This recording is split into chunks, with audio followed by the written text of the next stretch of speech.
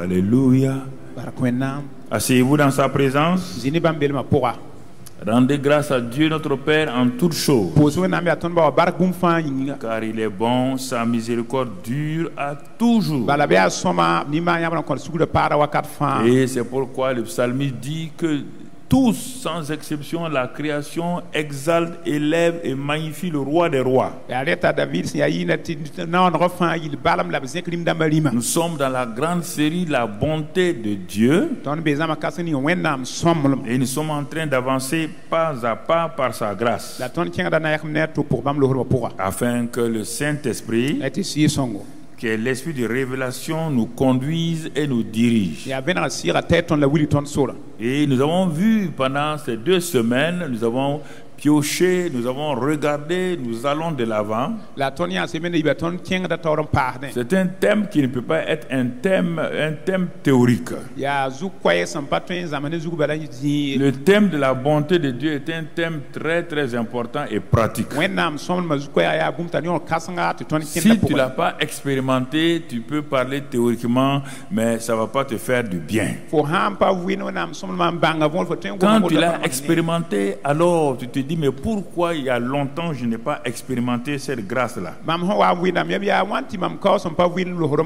Et nous avons vu le mercredi ceux qui étaient là, ceux qui ont suivi, et que Dieu est bon. Nous avons développé des cas pratiques. Dans le psaume 107, où nous avons vu des gens qui se rebellaient contre Dieu. Mais chaque fois qu'ils se retournent vers lui pour implorer sa bonté, nous avons vu que Dieu les a exaucés. Nous avons vu David dans des situations les plus difficiles. Nous avons vu les 10 lépreux qui sont venus à Jésus parce que personne ne pouvait les accepter. La société les avait rejetés. Les religieux les avaient rejetés. Leur famille les avait rejetés. Mais ils ont vu quand Jésus, la bonté incarnée de Dieu, ils sont venus vers lui. Il ne les a pas rejetés. Il les a restaurés. Et nous avons vu plusieurs cas. Les Zachée ont regardé. Ils vivaient dans le monde d'Israël, un monde très religieux. Mais ils ne voyaient pas la bonté de Dieu. Zachée a cherché en donnant son argent à la synagogue, en faisant les efforts. Zachée n'a jamais expérimenté la bonté de Dieu. Mais quand Jésus a paru et a commencé son ministère, Zachée a continué à regarder ce jeune homme-là. Il a vu qu'il est différent des autres. Il dit, ça c'est la bonté divine incarnée. Si les gens disent que je suis un publicain, si les gens disent que je suis un damné de la terre, je sais que cet homme-là, en le regardant, en l'écoutant, je sais qu'il peut manifester sa bonté envers moi. Et c'est ainsi que Zachée s'est caché. Mais comme il avait un cœur disposé, vous voyez un publicain dont les gens ont dit qu'il ne vaut rien, où les gens l'ont rejeté, où les gens l'ont mis de côté. Mais Zachée est allé vers Jésus. Et Jésus l'a accueilli. Jésus est venu chez lui. Jésus lui dit, le salut est entré aujourd'hui dans ta maison. Pas le salut de l'âme, parce que Jésus n'était pas encore mort. C'est-à-dire que la paix, la réconciliation avec Dieu est entrée dans ta maison. Et Zachée était dans la joie. Pourquoi? Tous ces gens-là n'avaient pas de foi. Non. C'est quand ils ont vu la bonté de Dieu, la foi a commencé à venir. Quand la syrophénicienne est venue vers Jésus, elle savait qu'elle n'avait aucun droit. Jésus lui a dit cela, mais malgré ça, elle est restée ferme. On lui a, les disciples même ils ont crié, ils disent, mais chasse-la. Jésus a gardé le silence. La femme l'a dit non. Je ne veux pas de règles. Ce n'est pas une affaire de religion. Ce n'est pas une affaire d'ethnie. Non. C'est une révélation que l'homme là est la bonté incarnée de Dieu. Quand Jésus même a fait exprès pour essayer de l'offenser, mais il n'a pas pu. Il a dit que les pains là c'est pour les enfants, c'est pas pour les petits chiens. Elle dit tu peux dire ce que tu veux. Moi je sais que simplement tu es en train de tourner, tu es bon seulement. Elle a dit même si c'est tout ça là, elle s'est mise à genoux. Jésus dit femme, ta foi est grande. Où elle a eu la foi? Elle n'a pas écouté le message de Jésus. Où est-ce qu'elle a eu la foi? Le fondement de la foi, c'est parce que Dieu est bon. Quand Dieu est bon, quand il parle, tu acceptes. Et si Dieu n'est pas bon, on dit la foi vient de ce qu'on entend. Mais mon frère, beaucoup de gens sont ici, ils entendent la parole et ils n'ont pas la foi. Parce que derrière ça, ils ne voient pas un bon Dieu. Ils sont en train de colorer Dieu. Ils sont en train eux-mêmes de regarder Dieu d'une façon bizarre. Si Dieu n'est pas bon, tout ce que sa parole n'est pas bonne. Donc la foi ne peut pas venir d'une mauvaise parole, de quelqu'un qui est mauvais.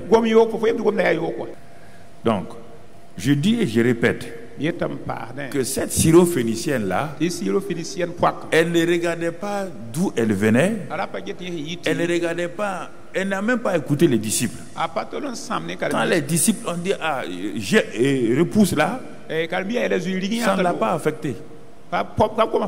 Parce qu'avant de venir là, elle a regardé ce Jésus. Elle a écouté les témoignages. Elle est arrivée à la conclusion. Comme la femme à la perte de sang. Quand vous arrivez à la conclusion que Dieu est bon comme il le dit, personne ne peut vous arrêter. La femme à la perte de sang, quand elle a entendu que c'est le bon Jésus qui est là, que c'est le bon Jésus qui est là, ça commence à venir, merci. C'est le bon Jésus qui est là. Alors, mon frère, elle s'est levée, elle sait qu'on peut la lapider. Elle dit non. Dès le moment où j'ai reconnu que c'est le bon Jésus qui est là, à cause de ça, les anges même vont me protéger. Elle est arrivée à la réunion et tout le monde sait qu'elle a la perte de sang, que si elle te touche, tu es impur pendant des jours. Ça ne l'a pas empêché. Si vous reconnaissez la bonté de Dieu, les anges n'ont qu'à faire front commun. Les démons n'ont qu'à faire front commun. Les tombeaux de Lazare n'ont qu'à être devant vous. Vous verrez la grâce de Dieu dans votre vie. C'est pourquoi nous restons sur ça, pour que jusqu'à ça rentre dans votre cœur. Ça rentre dans votre cœur. Si les personnes âgées savaient une chose, au lieu d'écouter, on dit les maladies de la vieillesse en ville. Les docteurs disent les maladies de la vieillesse. Ça, c'est le plan naturel. Le plan naturel, Moïse avait 120 ans. Donc, il était âgé. Il était vieux. Mais David était là. Mais ils ont su. Mais pourquoi David dit alors? Pourquoi vous ne vous dites pas à personne âgée là? Pourquoi vous levez le matin, vous ne dites pas mon âme bénit le Seigneur, parce que ses bontés sont très nombreuses, ses bontés sont excellentes. Et tu dis à ton âme de bénir le Seigneur parce qu'il t'a restauré, il t'a sauvé. Tu dis à ton esprit d'adorer Dieu parce qu'il t'a aimé. Mais tu dois parler aussi à ton corps. Dire à ton corps, loue le Seigneur. Pourquoi? Parce qu'il guérit toutes tes maladies. Et si tu es âgé, il est rempli de bienfaits. ma vieillesse et il me rajeunit comme l'aigle. Ça, c'est la bonté de Dieu. C'est pas la bonté de Dieu. Il n'y a aucun comprimé pour rajeunir quelqu'un. Il n'y a aucun comprimé pour donner les bienfaits à la vieillesse. Mais pourquoi vous ne dites pas ça régulièrement? Pourquoi vous ne vous dites pas? Il y a des réalités de la douleur, on ne dit pas non. Il peut même avoir des petits cris. Oui, il n'y a pas de il n'y a pas de choses. C'est pas de ça que je parle. Que votre cœur la garde et votre corps dise je le bénis pour ses bontés parce qu'il remplit de bienfaits ma vieillesse. Et il me rajeunit comme l'aigle. Voici les bontés de Dieu. Les bontés de Dieu. Frères et sœurs, donc, nous ne savons pas parler parce que nous ne sommes pas convaincus que Dieu est si bon qu'il le dit. Et nous avons vu ça ces dernières semaines-là. Et aujourd'hui, on va progresser encore. Et ce matin, on va voir élargir ton cœur pour jouir des bontés de Dieu. Toujours, on revient. C'est le problème que nous avons, c'est le problème de cœur. C'est le problème de cœur. Vous savez, connaître des théories, connaître des choses, ça n'avance pas quelqu'un. Connaître les plus grands mystères de la vie là, les secrets de la vie là, ça ne change pas quelqu'un. Tout le changement provient du cœur. Tant que le cœur n'est pas atteint, tant que le cœur n'est pas rempli, tant que le cœur n'est pas là, l'orgueil va se présenter sous n'importe quelle forme. L'orgueil est très subtil. L'orgueil est très subtil. Il peut être là et même tes paroles vont essayer de couvrir, mais celui qui a le discernement sait que tes paroles là sont des paroles d'orgueilleux. Même celui qui a le discernement sait que ça c'est une attitude d'orgueilleux. Parce que l'orgueil est un élément spirituel. Et quand il est là, on ne peut pas le cacher.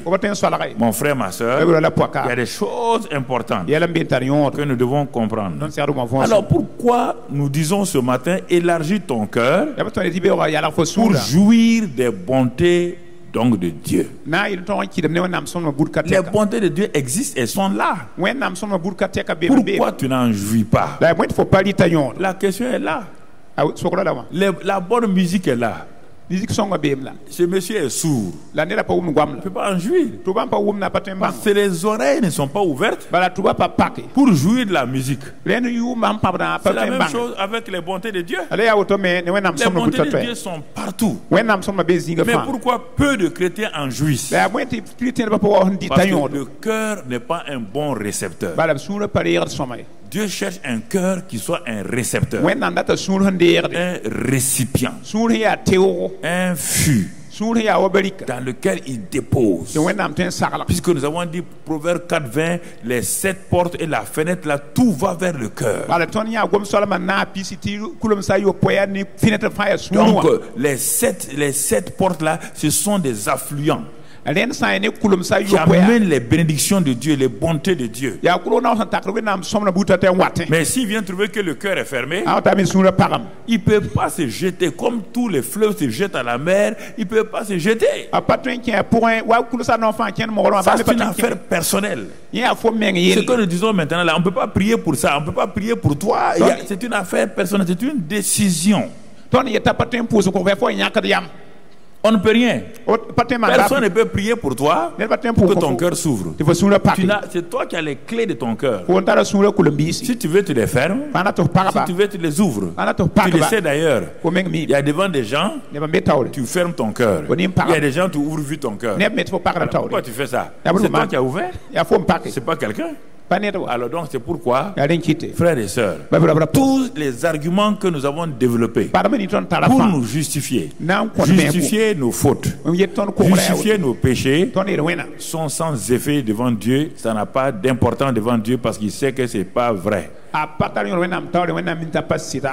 Alors, mon frère, ma soeur, dans le psaume 65, verset 10, il est écrit ceci: tu visites la terre et tu lui donnes l'abondance et tu la combles de richesses. Le ruisseau de Dieu est plein d'eau. Le ruisseau de Dieu est plein d'eau. Regardez, le ruisseau de Dieu.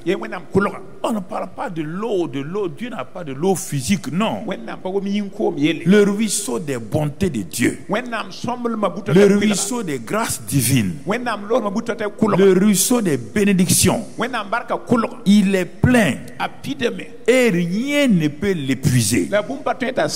Vous imaginez si les gens d'Abidjan s'alignaient, bien qu'ils soient des millions d'hommes, ou les gens de Lomé ou de Cotonou s'alignaient, chacun avec son fût, pour aller à la mer, pour dire qu'on va finir aujourd'hui l'eau de la mer. Chacun remplit son fût. Et après, ils vont s'apercevoir que la mer n'a même pas bougé. Elle n'a même pas bougé. Même s'ils amenaient des citernes, la mer ne bougera pas. Pourquoi? Parce qu'elle est abondante. Elle ne s'épuise pas. Tu n'as pas vu l'océan Atlantique tarir. Tu n'as pas vu l'océan Atlantique tarir. Tu n'as jamais entendu que l'eau de l'océan Atlantique est finie. Non, mon frère. La Bible te dit ici, le ruisseau de Dieu, le ruisseau des bontés de Dieu est plein. Et ce n'est pas tes cuillerées que tu viens enlever là pour dire que Dieu est bon quand il t'a donné ton CEP ou ton baccalauréat. C'est pas ça qui va diminuer les bontés de Dieu. La Bible dit, sentez, venez et voyez comment l'Éternel est bon. Quand tu as goûté à la bonté de Dieu avec une cuillère, utilise maintenant une louche. Quand tu as utilisé avec la louche, mon frère, continue à utiliser les instruments. Dieu est content que tu viennes pour puiser dans ses bontés. Il est très heureux. Il dit, mais bonté c'est pour vous. Ce n'est pas pour quelqu'un. Les anges n'ont pas besoin de mes bontés. Non, le ciel n'a pas besoin de mes bontés. Il dit, mes bontés c'est sur la terre. C'est pourquoi David dit, si je n'étais pas sûr de voir la bonté de Dieu sur la terre des vivants, si je n'étais pas sûr de savoir que Dieu est bon, que ferais-je devant tous ses ennemis, devant ses adversaires? Que ferais-je? C'est à cause du fait que j'ai découvert que les bontés de Dieu sont nombreuses que je n'ai pas peur. Est-ce que tu as découvert cela? Tant que tu n'as pas découvert, tu vas aller prier. Si tu ne connais pas que Dieu est bon, tu vas aller prier qui? Tu vas aller prier pourquoi? C'est pourquoi des gens prient et ils sont frustrés. Des gens jeûnent et ils sont frustrés. Ils n'ont jamais su que le Dieu qu'ils partent prier là est un Dieu bon et ses bontés ne sont pas épuisées. Mon frère, ma soeur, puisque le ruisseau de Dieu est plein d'eau, il te dit dans le psaume 31 verset 20. Psaume 31 verset 20. Qu'est-ce qu'il te dit là-bas? Mon frère, ma soeur, psaume 31 verset 20. Il te dit, oh, c'est ça.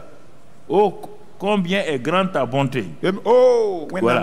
Que tu tiens à réserve pour ceux qui te craignent.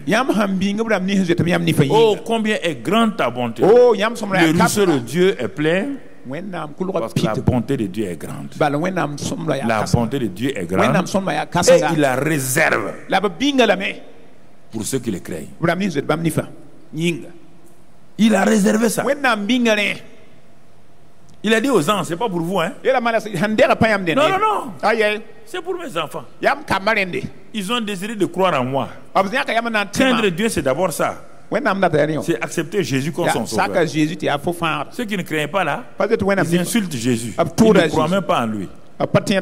Ceux qui craignent Jésus là, ceux qui craignent Dieu là, ce sont ceux qui ont déjà accepté Jésus. C'est le premier pas. Alors dit, sa bonté, il tient ça en réserve pour ces gens-là. Il tient en réserve pour ces gens-là. Alors frères et sœurs, médite, réfléchis, rentre en toi. Est-ce que tu as approfondi cela? Ou bien tu as pris les bontés de Dieu, tu les as mis face à tes problèmes, à tes circonstances, à tes difficultés familiales? Si tu fais ça là, Satan va te dire, regarde tes circonstances, regarde tes difficultés, et la bonté de Dieu ne peut rien. Parce que vous raisonnez trop, c'est la tête qui raisonne. La bonté de Dieu est reçue dans notre cœur, dans notre esprit. C'est là que quand le cœur croit, alors la tête peut dire non, mais le cœur balaye ça. Le cœur balaye ça. C'est pourquoi mon frère, ma soeur, et Jésus a dit aux disciples qu'il avait tous trahi là. Il les avait tous trahis. Il avait tous trahis. Sauf Jean. Il dit à ces gens-là, ils sont 120 maintenant. Il a dit, allez à la chambre haute. Allez attendre là-bas. Vous allez voir la bonté du Père. Parce qu'il sait que vous ne pouvez pas faire l'œuvre là par vos propres forces. Dieu ne vous enverra pas comme des agneaux devant un loup. Dieu va ouvrir son réservoir de bonté sur vous. Et vous allez constater quelque chose. Ils sont allés à la chambre haute. Ils se sont tenus là-bas 10 jours. Brusquement, le Père dit au Seigneur Jésus, ouvre les écluses des cieux, ouvre le ciel et répands ma bonté, qui est le Saint-Esprit. La bonté de Dieu par excellence, c'est le Saint-Esprit.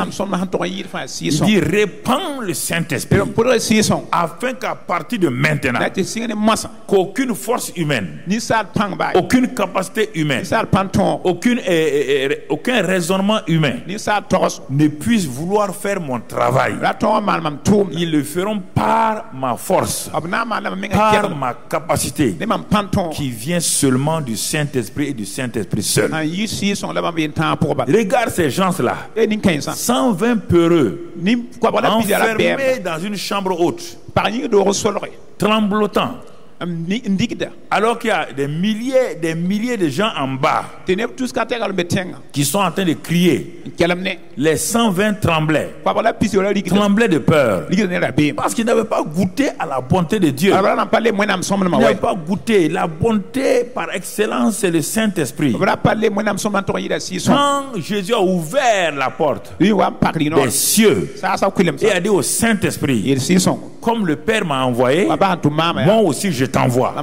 Le Saint-Esprit, avec toute sa gloire, sa majesté, a franchi en un clin d'œil les cieux, l'espace, et est venu sur ces hommes-là.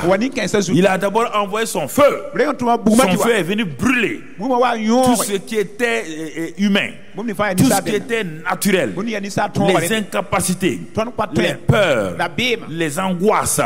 Le Saint-Esprit est descendu. Le feu a détruit ça, et le Saint-Esprit dit maintenant je rentre, et il les a remplis. Il les a remplis. Il les a remplis. Quand il les a remplis, ils se mirent à parler en d'autres langues, le langage du Saint-Esprit. Saint-Esprit dit maintenant, je vous ai donné mon langage, nous allons parler le même langage, nous allons vivre la même chose. Vous et moi, on est devenus un, jusqu'à ce que vous quittez la terre. Je suis avec vous, je suis en vous, et c'est moi qui vous amène vers le Père. Alléluia. Gloire à Dieu. Gloire à Dieu. Quand je comprends ça, je danse tout seul. Parce que le Dieu de bonté m'a envoyé l'Esprit Saint, l'Esprit de bonté en moi. Il a manifesté sa bonté par son Fils Jésus. Quand il a dit tout est accompli, la bonté de Dieu a dit tout est accompli. Quand Jésus a dit tout est accompli, c'est-à-dire la bonté de Dieu est pour les maison maintenant. Même les cadavres dans les tombeaux sont sortis. Les Abraham sont sortis. Les Noé sont sortis. Ils sont entrés dans la ville sainte et les gens les ont vus. Ça, c'est la bonté de Dieu. Le rideau dans le temple s'est déchiré. Les collines ont tremblé. Et le centenier a dit, ouh, ça, il est réellement le Fils de Dieu, la bonté divine manifestée. Tant qu'on n'a pas expérimenté ces choses-là, c'est de la théorie pour nous. Et quand on en parle, on dit peut-être, oh, bon, on ne sait pas. C'est ça. Mais toi, la bonté de Dieu, et Dieu tient ça en réserve. C'est pour toi. C'est pas pour quelqu'un d'autre. Regardez la compréhension de la bonté. Nous allons pas à pas. Ce que je vous dis maintenant, je n'ai pas préparé ça. Je n'ai même pas pensé. Je n'ai pas commencé mon message. Je laisse le Saint-Esprit me guider. Il me dit de vous dire autre chose à laquelle je n'ai pas pensé pour aujourd'hui.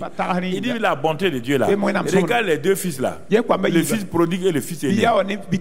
Qui a compris la bonté? Il dit quand le petit là, il n'a pas l'expérience, il a dit à son père, partage-nous les biens, pourquoi tu vas mourir? Pourquoi tu veux qu'on attende ton testament? Non, on veut tout de suite les biens là. Il dit le père est tellement bon, il sait que le jeune homme là ne comprend rien. Il sait qu'il va aller gâcher sa vie dans les plaisirs là. Il va croire que les plaisirs là, c'est bien.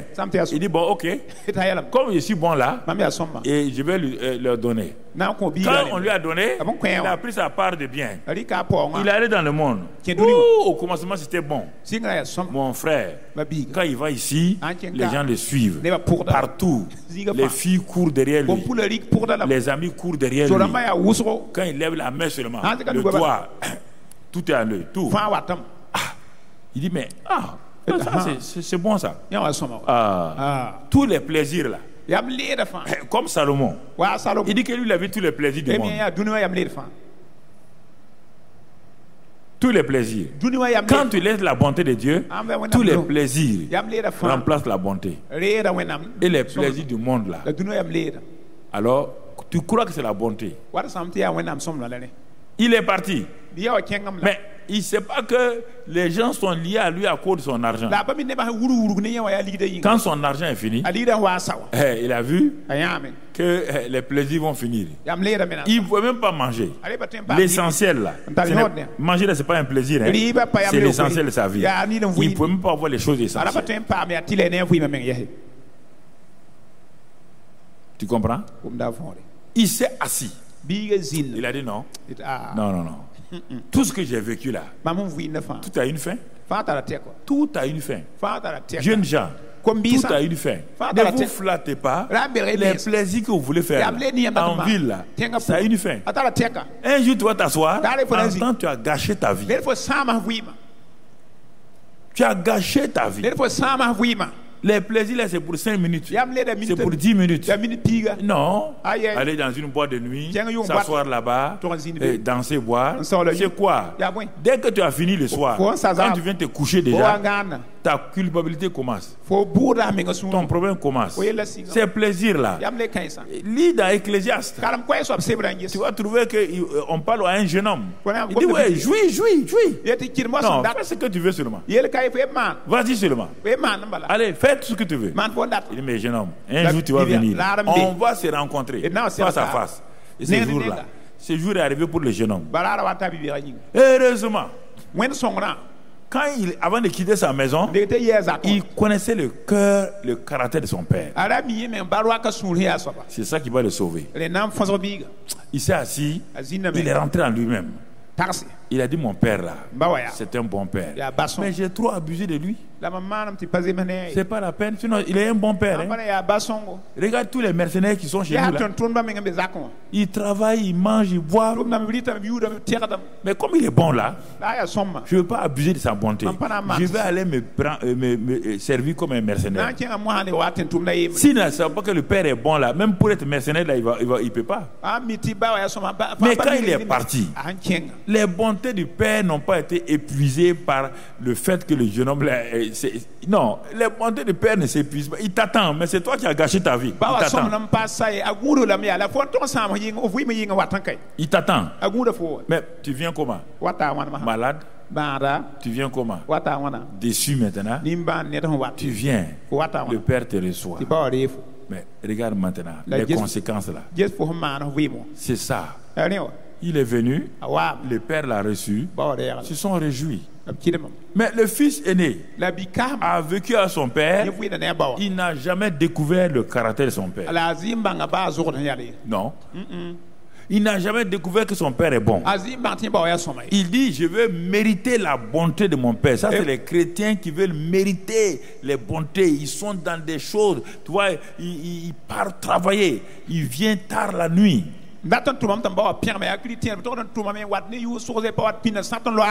Il faut travailler, mais on ne travaille pas pour mériter. On travaille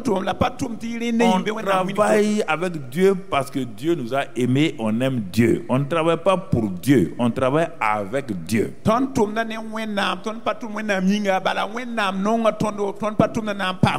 Tu n'es pas un esclave. Même quand il dit ouvrier, autre là, c'est ouvrier avec Dieu. Lis dans Corinthiens, tu vas trouver. Nous travaillons avec Dieu. Nous sommes ouvriers avec Dieu.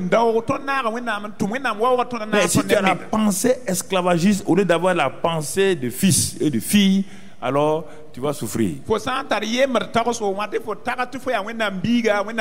S'il connaissait la bonté de son père, il sait qu'il est bon. Si son père a pu accueillir son petit frère, l'enfant voyou là, qui est revenu se repentir là, il devait se réjouir. Si papa a pu faire ça, non. Il ne connaît pas la bonté du père. Il a osé affronter son père. Son père lui parle. Le fils prodigue est venu jusque dans la maison. Il a trouvé que la maison là, c'est la maison de bonté. Mais le fils aîné là n'est même pas rentré. Il refuse de rentrer. Il ne veut pas voir son père. Quelle est ton attitude envers ton père naturel, envers ton père spirituel? Quelle est ton attitude? Vous voyez là, les fils prodigues qui savent qu'ils ont péché, ils ont fait des fautes contre leurs parents, viennent vers leur père. Mais les fils aînés qui pensent qu'ils sont remplis d'eux-mêmes, ils sont satisfaits d'eux-mêmes, ils pensent que c'est les papas qui doivent venir vers eux pour les supplier, resteront au dehors. Le père est parti malgré tout cela pour montrer qu'il est bon. Il est parti malgré cela vers eux, vers lui, pour lui parler doucement. Mais il élève sa voix. Ton fils là, le voyou là, est venu, qui a gâché tous tes biens là. Quel est le jugement que tu portes sur Dieu? Le jugement que tu portes sur tes frères et tes sœurs, c'est le jugement que tu portes sur Dieu lui-même. Mais s'ils sont venus se repentir, laisse-les, puisque Dieu les a acceptés. Dieu a accepté leur repentance. Laisse-les tranquilles. Il a jugé. Après il dit bon, si tu étais bon, tu devais savoir comment j'ai travaillé pour toi. J'ai fait ça. Je me lève le matin, je m'en vais au travail, je fais tout ceci. Le père lui a dit, et tu m'as rien donné. Et c'est le veau gras là. C'est-à-dire le veau gras que je convoitais là. C'est ça qui lui fait mal là. Le veau gras que je convoitais là, la place que je convoitais là, dans l'église là, la place là, c'est ça qui fait mal aux gens. Tu prends, tu donnes à quelqu'un qui ne mérite pas. On ne mérite pas la bonté. Non. On ne mérite pas la bonté. On ne peut pas mériter la bonté. Si tu es dans ça là, tu perds ton temps. Tu vois ces choses-là, c'est des choses importantes que tu dois comprendre. Mais le père, il a tout fait. Il est rentré laisser le fils aîné. Ce que je suis en train de vous donner là, c'est pour ouvrir vos cœurs. Si vous regardez vos cœurs là, il y a des attitudes que vous avez. Vous-même, vous avez honte de vous-même. Si vous saviez que Dieu est vraiment bon, il y a longtemps vous allez vous repentir, dire à Dieu, Seigneur, vraiment, ça ne va pas. Mon cœur n'est pas honnête. Mon cœur n'est pas honnête. Donc c'est pourquoi il y a des choses très importantes. Quand on connaît la bonté de Dieu, alors on ne juge pas les frères et les sœurs. Et quand ils sont dans l'erreur, on parle les reprendre. Mais si tu continues dans ça là, le chemin que tu as pris là, c'est le chemin de la mort. C'est pas un bon chemin. C'est pas un bon chemin. Mon frère, c'est pas un bon chemin. Ma soeur, le chemin là, ça conduit à la mort.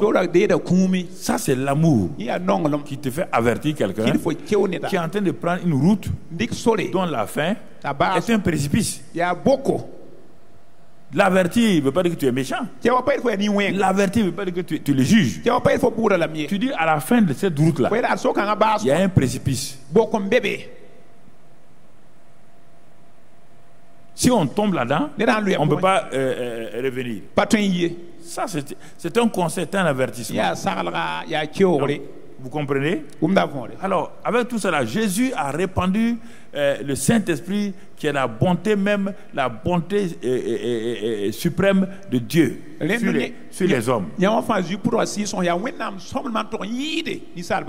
Mais il n'y a que 120 qui ont reçu qui étaient là-haut.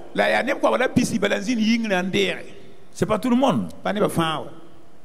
Il y avait des milliers de personnes à la même place. Il n'y a que 120 qui ont reçu le Saint-Esprit.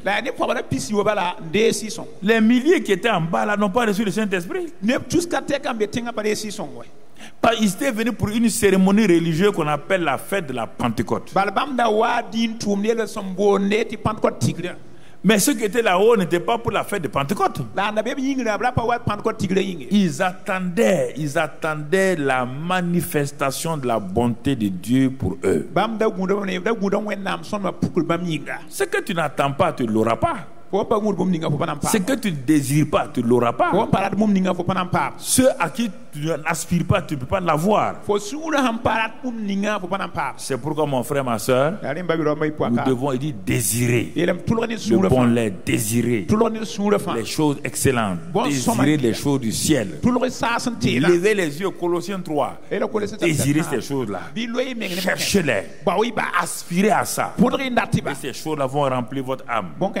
Ces choses-là vont remplir vos cœurs. Mon frère, ma soeur, il est important que nous comprenions.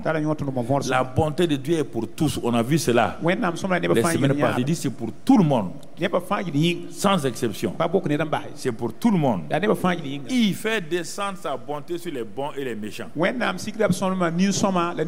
il fait descendre sur les méchants, là, il dit donc il n'y a pas de problème. Si Dieu a fait descendre la pluie sur mon champ, donc je continue à être méchant. Puisque Dieu on dirait que Dieu a reconnu que ma méchanceté est bonne même. Quand on ne comprend pas la bonté, on croit qu'on mérite. Est-ce que vous comprenez? La bonté de Dieu là ne dépend pas de ce que tu fais, dépend de lui-même. Ce matin, il a fait lever son soleil là sur les meurtriers, les voleurs, toutes sortes de gens. Il n'a pas dit, bon, mon soleil va se lever seulement pour le peuple de Dieu. Non. Le fait que le soleil de Dieu se lève tous les jours pour toi et moi doit te faire réfléchir. Dieu m'a permis de voir le soleil encore aujourd'hui. Que vais-je faire de ce jour que Dieu m'a donné? C'est ça le problème. Non, on va aller ici. Mais mon ami, Dieu ne t'a pas donné des jours pour aller ici, aller au marché des Abré Daga, aller faire tcha-tcha-tcha. Non, Dieu ne t'a pas donné les jours pour ça. Tout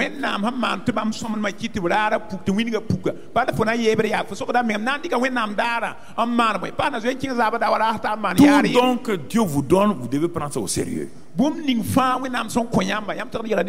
don de la respiration, prenez ça au sérieux. Le don du soleil, prenez ça au sérieux. Le don de la pluie, prenez ça au sérieux. Tout don que Dieu vous donne, si vous méprisez ça, un jour viendra où vous allez comprendre l'importance. Vous ne savez pas que la respiration là est tellement importante jusqu'au jour où vous avez une détresse respiratoire.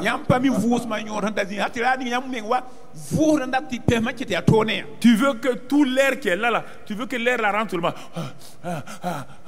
Mais c'est trop tard. Parce que tu n'as jamais dit merci au Seigneur pour la respiration que tu as chaque matin en te levant. Tu n'as pas habitué ta pensée, tu n'as pas habitué ton âme, tu n'as pas habitué à dire, ton âme a dit merci chaque matin, à chaque instant pour toutes ces choses qui semblent être normales pour toi.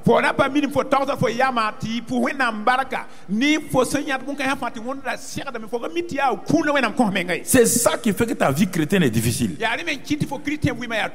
Parce que tu ne connais pas la reconnaissance pour les choses normales. Mon frère, ma soeur. Donc, vous comprenez?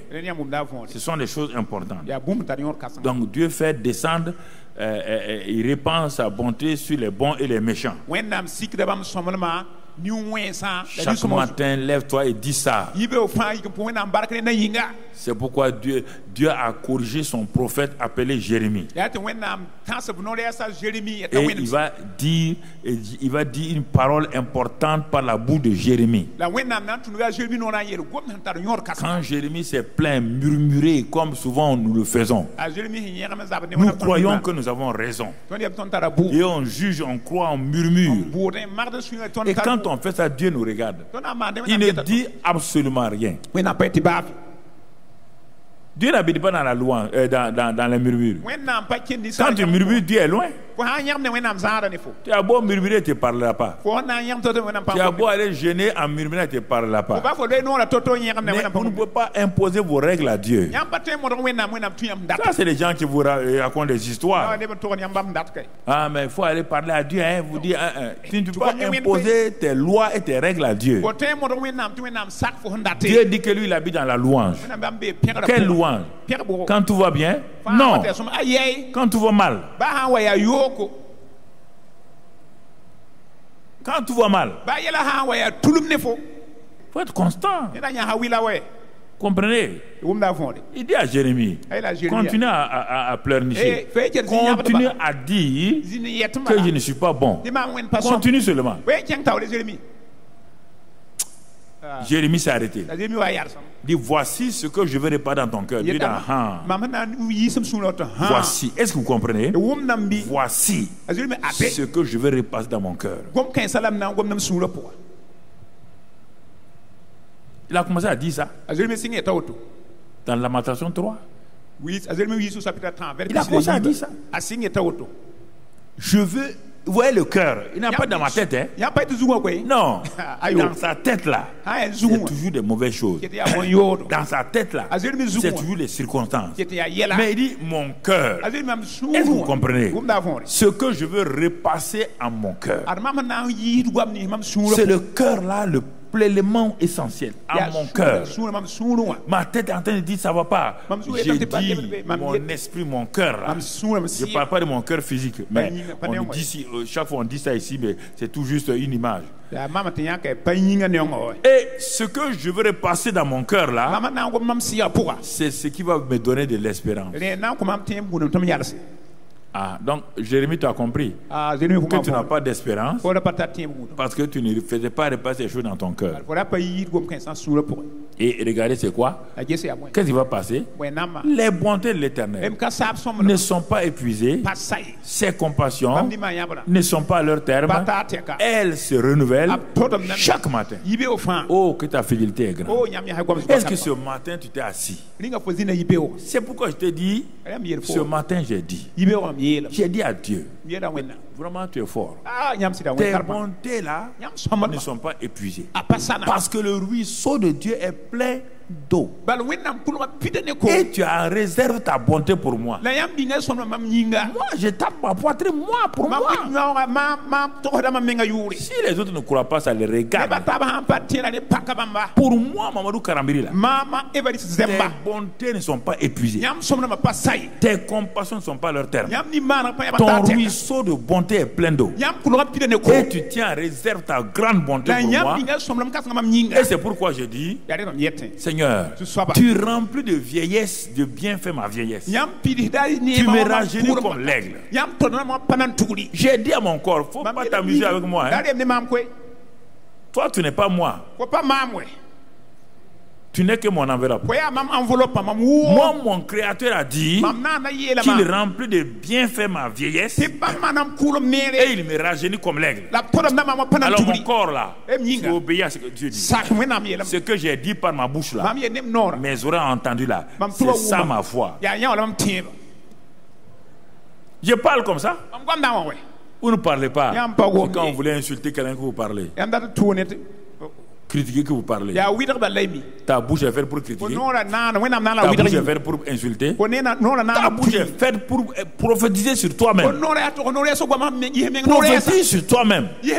Parle sur toi-même. On n'a pas dit quand tout va bien.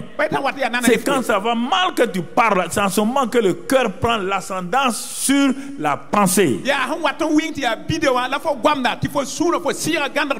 Quand tu parles, tu donnes le pouvoir à ton esprit pour dominer donc ta chair et tes pensées.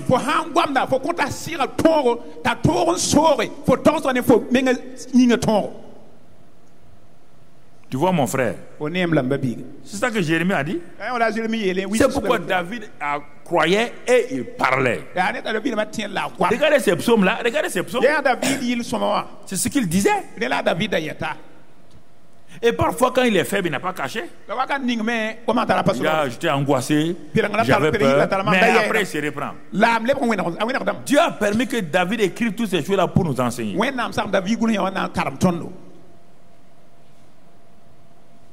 Il dit, mais parfois il était dans la maladie. Et il dit, mais Seigneur, mes ennemis se rient de moi. Seigneur, moi je regarde ta bonté. Donc vous comprenez? Pourquoi Dieu a permis que les psaumes soient là? Il sait que ces psaumes-là sont utiles pour toi. C'est pas pour les réciter. C'est pour demander au Saint-Esprit de te révéler tout cela. Mon frère, ma soeur, regarde par exemple. On va prendre Ésaïe 54. Ésaïe 54. Regardez quelque chose. Ésaïe 54. Ésaïe 54. Il dit, regardez, j'ai dit ce matin, élargis ton cœur pour jouir des bontés de Dieu. Dieu dit à un stérile, une stérile, c'est-à-dire que ce soit spirituel, physique, moral, intellectuel, familial, tout ce qui ne porte pas de fruits, il parle à eux. Regarde ce que Dieu te dit ce matin, toi qui es ici et toi qui es sur, qui regarde Internet ou bien Impact TV. Dieu t'ordonne de te réjouir. Toi qui n'as pas de succès, c'est ça stérile. Toi qui échoues aux examens, Dieu dit à partir d'aujourd'hui, installe-toi et réjouis-toi stérile. Réjouis-toi. Toi dont les entrailles n'ont pas eu un enfant encore, Dieu dit arrête d'aller courir à gauche, commence à te réjouir en moi. Mes bontés là ne sont pas épuisées. Réjouis-toi. Toi qui professionnellement dans ton entreprise ça ne produit pas, Dieu dit est-ce que tu vas te réjouir ce matin? C'est une décision personnelle, c'est pas un sentiment. Toi qui n'enfantes plus,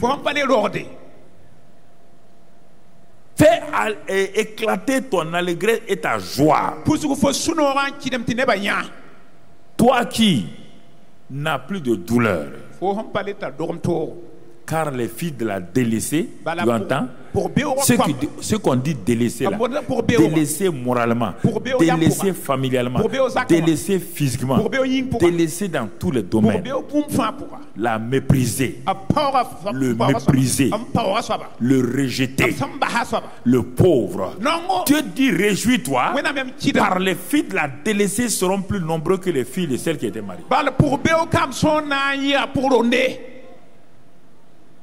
Il dit d'abord, commence dans ton cœur à te réjouir.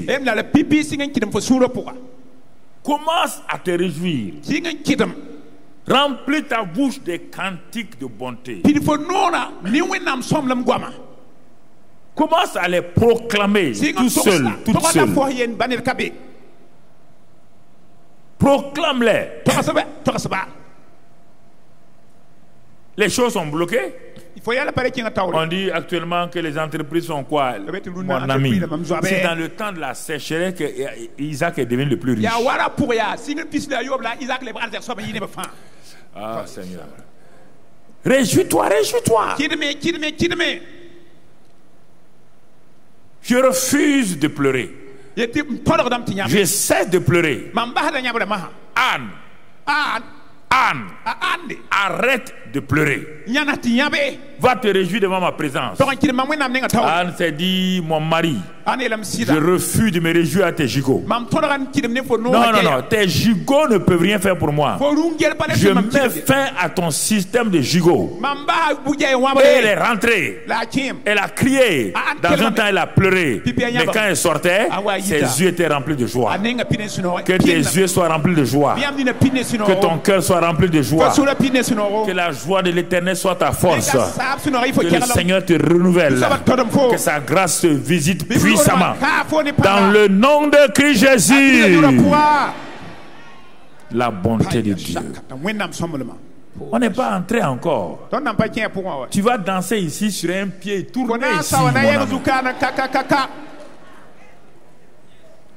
Si tu comprends la bonté de Dieu, rien ne va t'arrêter.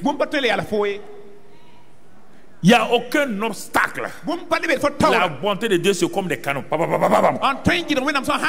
Ça transperce les choses et ça va.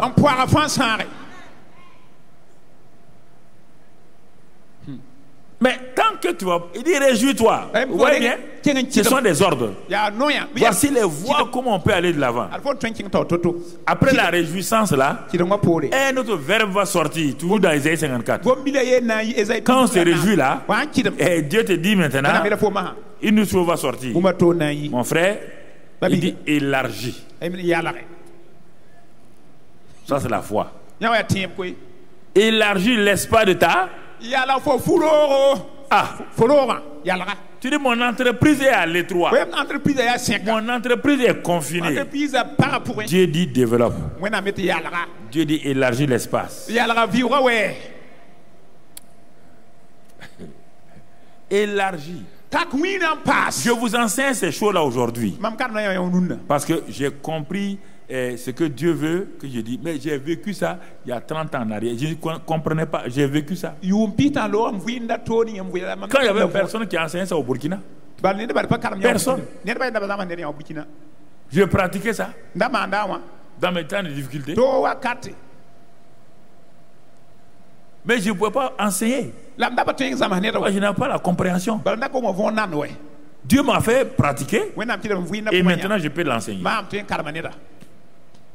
Tu comprends? Élargis l'espace de ta tente. Qu'on déploie les couvertures de ta demeure. On a donné ça il y a quelques 5 ou 6 années, l'année de redéploiement. Mais les gens n'ont pas compris. Parce qu'il n'y avait pas la bonté de Dieu d'abord. On a développé le redéploiement sans la bonté de Dieu. Ça ne peut pas aller loin. C'est la bonté de Dieu qui est le fondement du redéploiement. Il dit élargis l'espace de ta tente. Qu'on déploie les couvertures de la demeure, de ta demeure. Ne retiens pas. Il est en train de parler à des gens maintenant. Allonge tes cordages et affermis tes pieux. Toutes ces choses-là ont des sens. Cordage, pieux, c'est tout un ensemble. Tout un ensemble. Allonge tes cordages, affermis tes pieux. Les pieux là, c'est ce qui retient.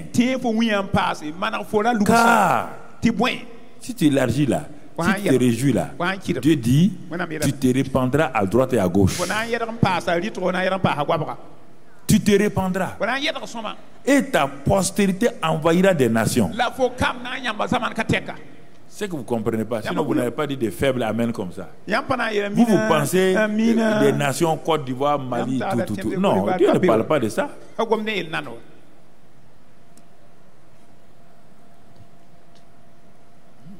Dieu dit ce qui est en toi là. Quel est le domaine dans lequel tu n'es pas élargi? Dieu te dit ce domaine-là. Si tu élargis par la foi, tout à l'heure on va montrer ce qu'il faut faire, un exercice pratique à la fin. Tu vois frère? Si tu prends tout Ésaïe 54 là, c'est là-bas qu'on te dit que quand même les collines vont s'éloigner, quand les montagnes vont s'éloigner, Dieu ne peut pas s'éloigner de toi. C'est là-bas qu'on dit, si on forme le complot contre toi, il n'y a rien. Tout ça, c'est la bonté de Dieu. C'est Ésaïe 54. Toi, tu prends un seul verset, tu ne sais pas que Ésaïe 54, c'est tout un programme. C'est tout un programme. Mon frère, ma soeur. Regardons, l'apôtre Paul a compris ça dans 2 Corinthiens 6, verset 11. Paul a compris ça, 2 Corinthiens 6, 11. Regardez comment Paul le dit aux Corinthiens. Paul est en train de parler aux Corinthiens comme je vous parle ce matin. Il avait des difficultés avec les Corinthiens parce qu'ils ne comprenaient pas. Il dit, notre bouche s'est ouverte pour vous, Corinthiens. Notre bouche s'est ouverte pour vous, Corinthiens. Et notre cœur s'est élargi. Notre bouche s'est ouverte, notre cœur s'est élargi. Alors que les deux vont ensemble. C'est de l'abondance du cœur que la bouche parle.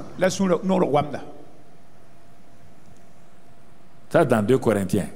Pas dans 1 Corinthien, son cœur n'était pas élargi pour les Corinthiens. Vous le savez, non? Il a dit que celui qui a fait tel péché là, il va l'envoyer à la mort. Toi, son cœur n'était pas élargi. Est-ce que vous comprenez? Même les hommes de Dieu apprennent des choses avec Dieu. Dans 2 Corinthiens, il dit, il dit, mais dans 1 Corinthiens, il dit, ceux qui ont commis des péchés comme ça, là, il fallait les livrer. Et puis vous n'avez pas honte de laisser des gens comme ça au milieu de vous? Dans 2 Corinthiens, il dit, c'est lui à qui vous avez pardonné, je pardonne. Parce que son cœur s'est élargi. Donc vous comprenez? Dans la vie chrétienne, votre cœur doit apprendre à s'élargir pour que votre bouche parle bien. Si votre cœur est étroit, vous allez dire des paroles étroites sur vous. Vous allez vivre des choses étroites. La bouche et le cœur sont toujours liés. Donc vous comprenez? Regardez encore. Il parle aux Corinthiens. Vous n'êtes point à l'étroit au-dedans de nous. Mais il dit, mais pourquoi vous ne sentez pas la bonté, l'amour de Dieu là? Pourquoi vous avez des problèmes? Parce que vos entrailles se sont rétrécies. Au moment où mon cœur s'élargit, vos entrailles se rétrécissent. Il dit, rendez-nous l'appareil. Je vous parle comme à mes enfants. Élargissez-vous aussi. C'est la même attitude que j'ai pour vous et ceux qui sont à la télé ou à l'internet. Vous comprenez? Il dit, élargissez-vous, que vos entrailles ne se rétrécissent pas. Élargissez. Dieu dit dans Ésaïe, élargis. Paul dit ici, que vos entrailles ne soient pas rétrécies. Élargissez vous aussi. Nous comprenons pourquoi les cœurs des gens ne s'élargissent pas. Parce que plusieurs ont été troublés. Certains ont été séduits. On a menti à certains. Donc par peur, les gens referment leur cœur. Quand vous parlez, vous regardez, est-ce que c'est vrai? Est-ce que c'est réel? C'est ça qui crée des problèmes. C'est ça qui crée des problèmes. Quand tu rétrécis ton cœur, quand tes vaisseaux sanguins sont rétrécis, ça va amener une crise. Ça amène la tension et puis ça peut amener une crise. Ça, c'est les cœurs, les vaisseaux sanguins naturels et le cœur naturel. C'est la même chose spirituellement.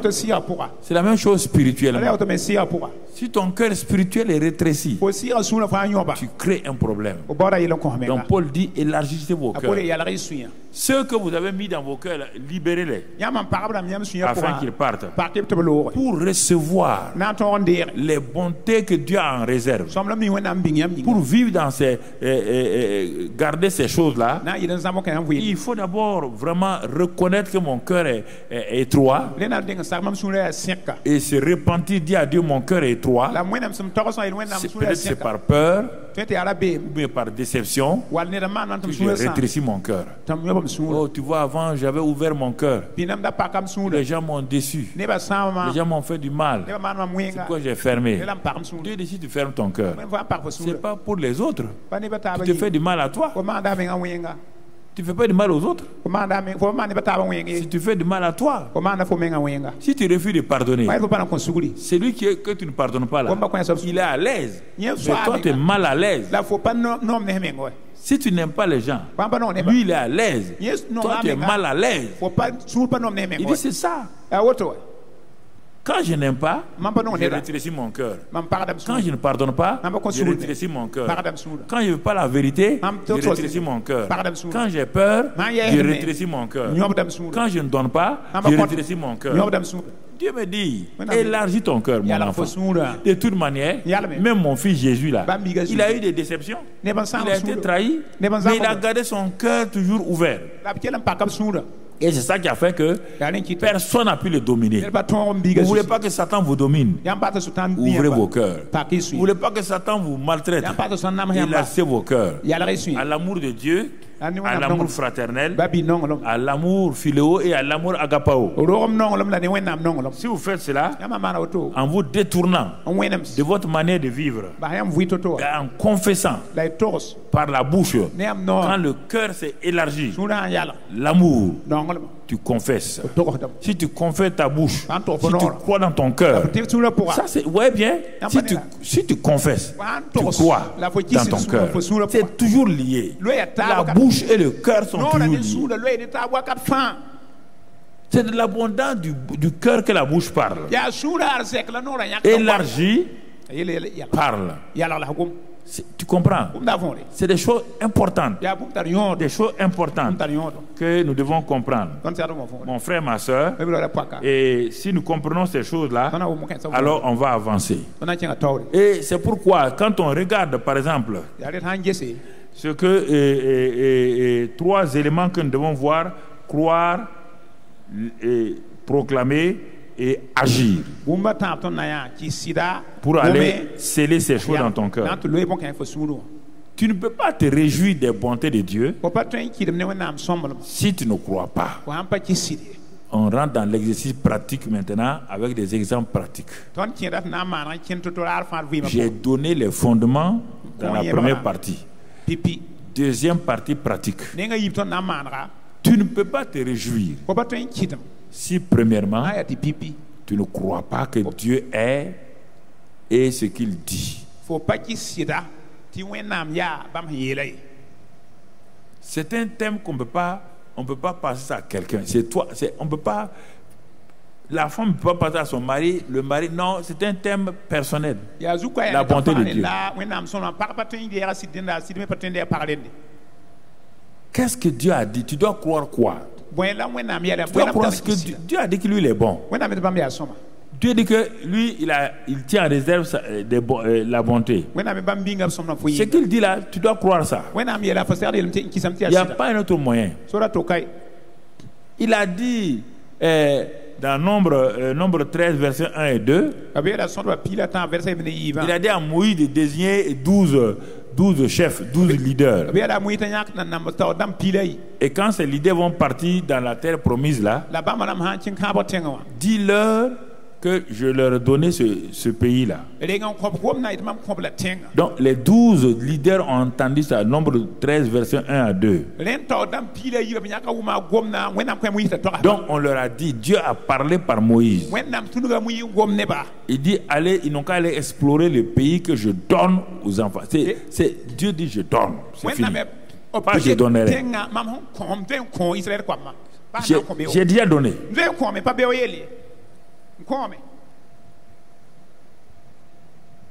Vous n'avez rien fait là-dedans. Vous n'avez même pas planté une fleur là-bas. Regardez les bontés de Dieu. Les bontés de Dieu ne sont pas appuyées sur ce que vous avez fait. Sinon, ils n'ont pas droit à ça. Est-ce qu'ils ont planté des arbres? Non. C'est ça la bonté de Dieu. Dieu te donne ce que tu n'as pas fait. On nous a appris à l'école, on nous a appris ça, on nous a appris dans la maison. Il faut faire ça pour faire ça. Donc ça nous a déformés. Et quand Dieu veut nous donner, on méprise. Et même les chrétiens utilisent ça à la sueur de ton front. À la sueur de ton front, c'est la malédiction. Genèse 1, tu avais à la sueur de ton front. Genèse 2, tu avais à la sueur de ton front. Genèse 3, quand le serpent a été maudit, la femme a eu des problèmes, beaucoup de douleurs. Son mari va dominer. Maintenant, il dit à l'homme, comme tu as obéi à la voix de ta femme, alors c'est à la sueur de ton front que tu vas manger.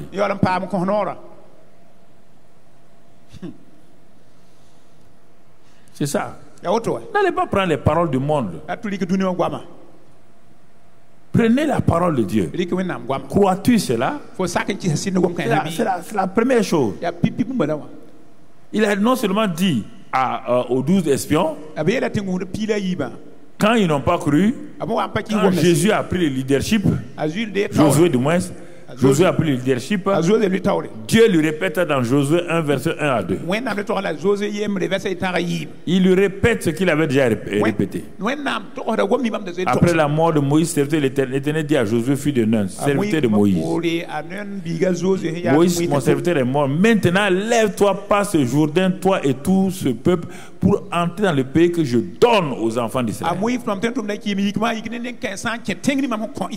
Dieu ne change pas. Il n'y a aucun homme de variation en lui. Il est le même hier, aujourd'hui et éternellement. Vous partez dire que Dieu a dit ça. Et demain on dit que Dieu a dit ça. Je ne comprends pas. Comment une femme intelligente comme toi, on te dit que Dieu a dit ça. Dieu a déjà dit. Quelqu'un vient te dire que lui il a vu autre chose. Qu'il soit maudite, qu'elle soit maudite cette personne-là. Je dis ça clairement. Si tu te laisses séduire, tu ne vas pas venir devant moi. Hein.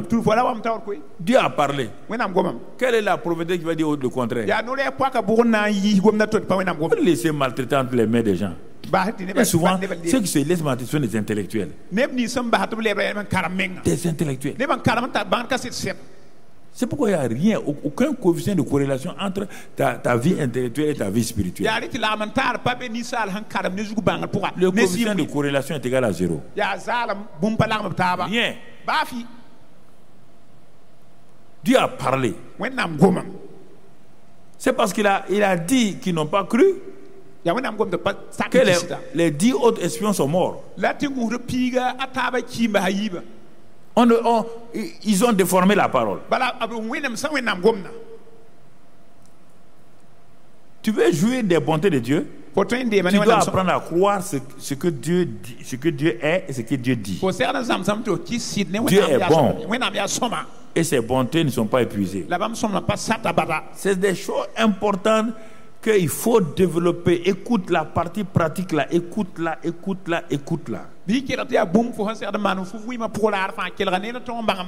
Il répète à Josué tout seul. ce qu'il avait dit aux 12 il y a plusieurs années, il y a au moins 30 ans. Dieu te répète la même chose, il ne changera pas. Non.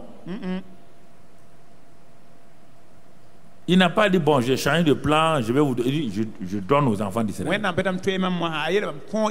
Ce que j'ai dit, quand tu étais avec les 12 là, je répète la même chose à toi. C'est ça. Jésus a dit aux gens, je suis la vie, je suis la résurrection. Les gens ne croient pas. Il arrive dans la maison de Marthe et Marie qui ont perdu leur frère Lazare. Il essaie de les ramener à la bonté et à la parole de Dieu. Quand il dit ce qu'il est, les femmes là mettent ça au futur. Quand il dit ce qu'il va, il fait tout de suite là, elles mettent ça toujours au futur. Jésus dit, je suis la résurrection, la mort, celui qui croit en moi vivra quand même il serait mort. Elle dit au futur. Voici le premier élément que ça, le combat là c'est ici, le combat spirituel là c'est ici, c'est dans ce niveau là, croire là, c'est ça qui est problème la plupart d'entre vous.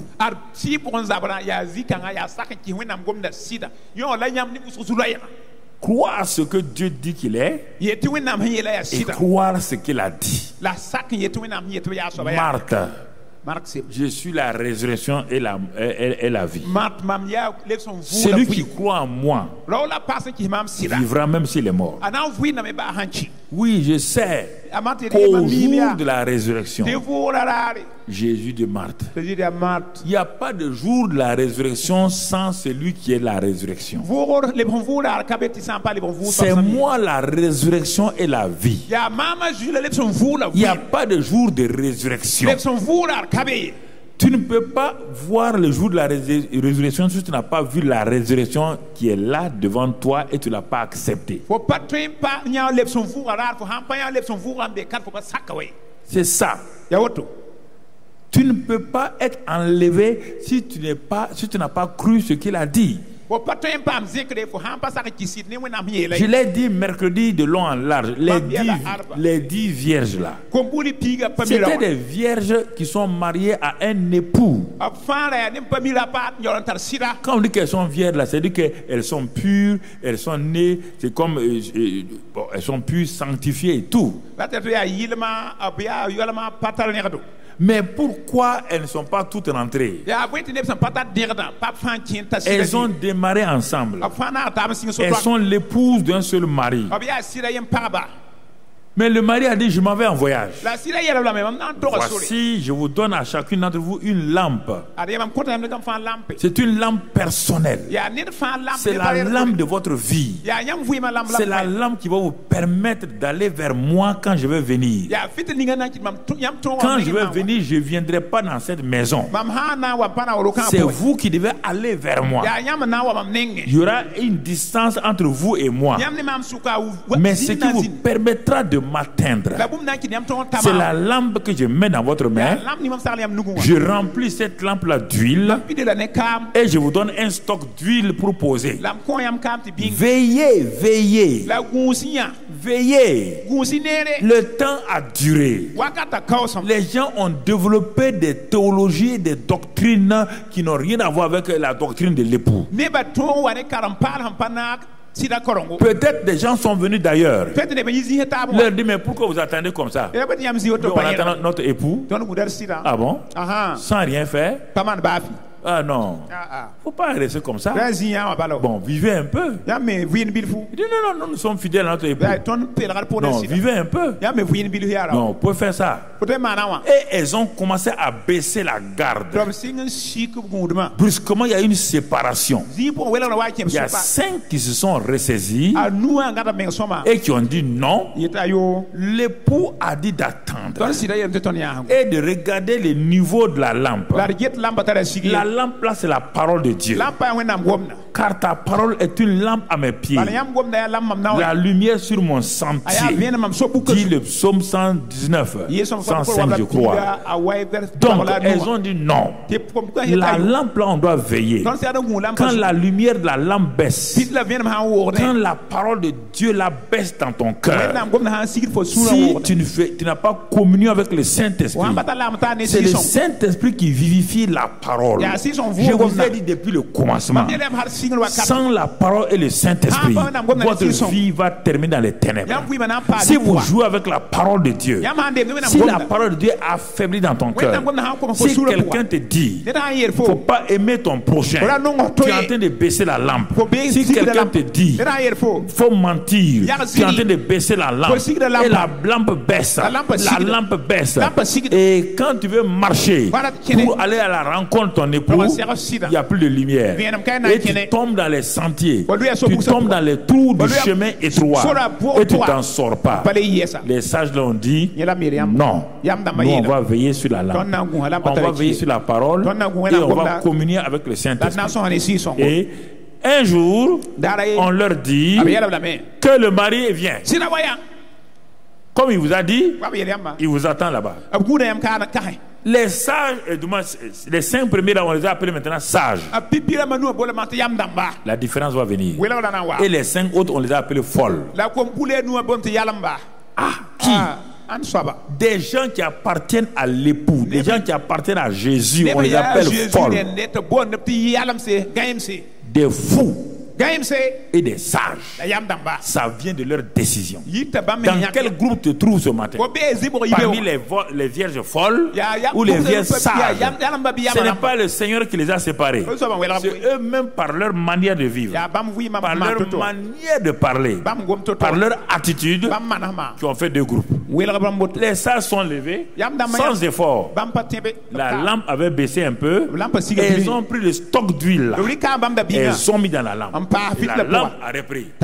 Et sur le chemin, c'était clair, c'était limpide. Elles sont arrivées chez le mari. Mais avant d'arriver là-bas, et avant de quitter la maison, les folles là ont dit hey, s'il vous plaît, notre lampe est en train de baisser. Prêtez-nous un peu d'huile. Il y a un moment donné, on ne peut plus prêter. Faites attention à ça. C'est trop tard. Ne laissez pas d'entrer dans le principe de trop tard. La grâce a un temps, va finir. La grâce finit. Quand il y a des choses que tu as fait, la grâce finit. Mon frère, ma soeur. Alors, ils ont dit, bon, ok, vous voulez de l'huile, non? Allez-y là-bas. On a appris qu'il y a des gens qui vendent l'huile. Il y a des gens qui vendent l'huile là. Ils sont installés dans tel quartier. Les vendeurs d'huile, allez-y les trouver. C'est ça. On achète de l'huile à 10 000. On achète de l'huile à 15 000. Allez-y, ils vendent l'huile là-bas. Ils vendent le Saint-Esprit. Ça c'est vrai. Tu crois à ça? Tu peux acheter de l'huile. Va acheter ton huile. Dis à un pasteur de bénir ça. Mais allez acheter de l'huile là-bas. Parce que l'huile là-bas te fait ça. Il y a de l'huile pour les mariages. Il y a de l'huile pour l'enfantement. Tu as oublié que quand Simon voulait acheter cette onction-là, qu'est-ce que Pierre lui a dit? Ton cœur est méchant.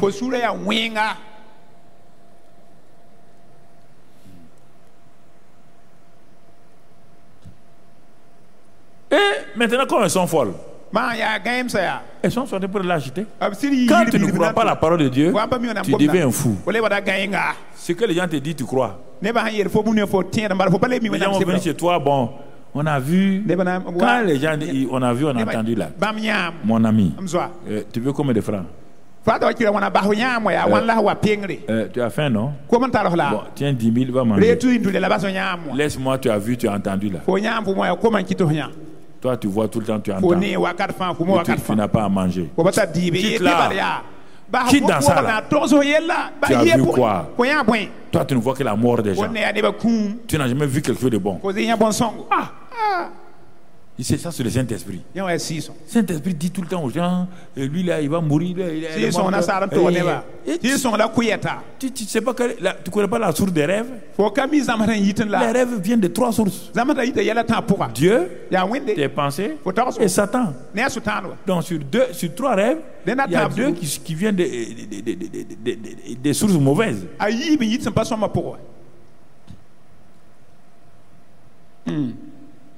C'est ça. Elles sont allées, elles ont pris l'huile là. Mais cette huile là ne peut pas ouvrir la porte. Elles sont venues. Elles ont été éclairées. Elles sont arrivées devant la porte. Elles ont frappé. Le maître dit c'est qui? Il dit c'est nous. C'est nous tes épouses là. Regarde, il y a 5 seulement là-dedans. Mais quand tu partais, on te 10. Le mari dit non. La porte est fermée. On ne peut plus rentrer. Ah non. Comment ça? Nous avons été ceci. Nous sommes sanctifiés. Je sais que vous êtes sanctifiés. La sanctification seule ne suffit pas. Et la parole. Et la communion avec le Saint-Esprit. Vous avez fait de quoi? Vous êtes parti acheter de l'huile. Vous croyez qu'on peut acheter de l'huile pour rentrer? Elles ne sont pas rentrées. Est-ce que vous comprenez? Le cœur. Josué, la terre là vous appartient. Crois. Je vous ai donné ça. Je vous ai donné ça. Marthe, votre grand frère, votre frère là, il est ressuscité. Il est déjà ressuscité. Crois-tu cela? Jésus lui demande, crois-tu cela? Elle dit oui, je crois que tu es le fils de Dieu. Marthe, je t'ai dit, crois-tu que ton frère là, tout de suite là, tu vas le voir encore, l'embrasser encore, le saluer encore. Toi, tu vas hors sujet. Je crois que tu es le fils de Dieu. Quelle est la relation entre la résurrection et le fils de Dieu? Quelle est ta manière de penser? Quand tu parles, toi, tu peux prendre d'autres choses, tu mélanges.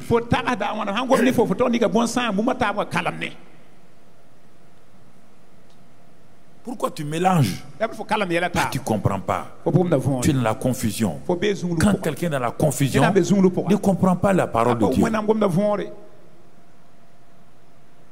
Quelqu'un va sortir là, le pasteur a dit que bon, d'élargir mon cœur, je vais jouir. Oui, élargis ton cœur.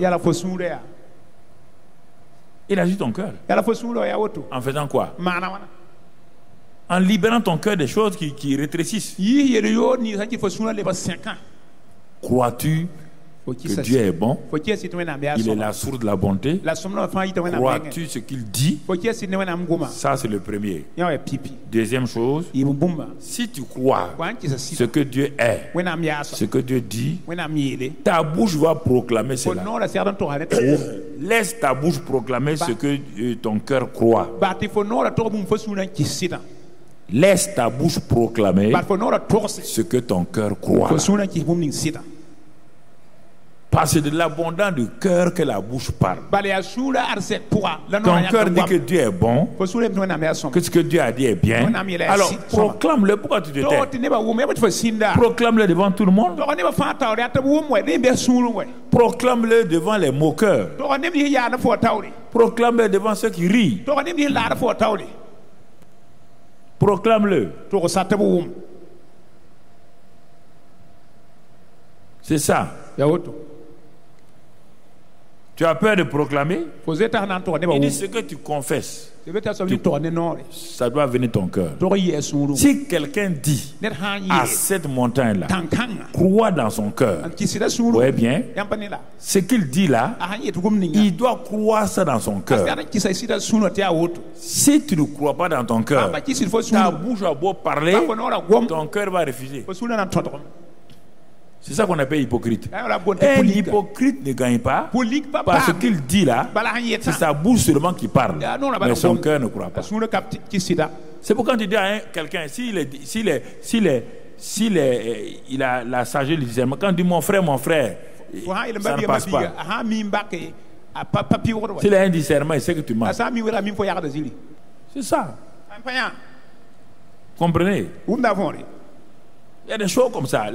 Il faut croire ce que Dieu dit et ce qu'il est.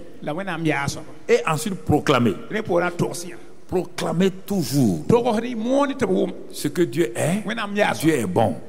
Si tu peux avoir quelqu'un qui dit Dieu n'est pas bon, tu dis mon ami. Moi je dis Dieu est bon. Vous vous asseyez avec des gens. Parfois c'est ça. Ah mais non. Si Dieu était bon, vraiment le pays traverse ici. C'est pas Dieu qui amène le pays. C'est la méchanceté des gens. C'est Dieu qui a armé les gens pour tuer les gens. Quand les gens vous disent ça, vous êtes découragés même. Vous êtes découragés pourquoi? Dieu a déjà fabriqué des armes au ciel. Dieu a fabriqué des bombes au ciel. Mais pourquoi Dieu laisse faire? Dieu a laissé Adam faire.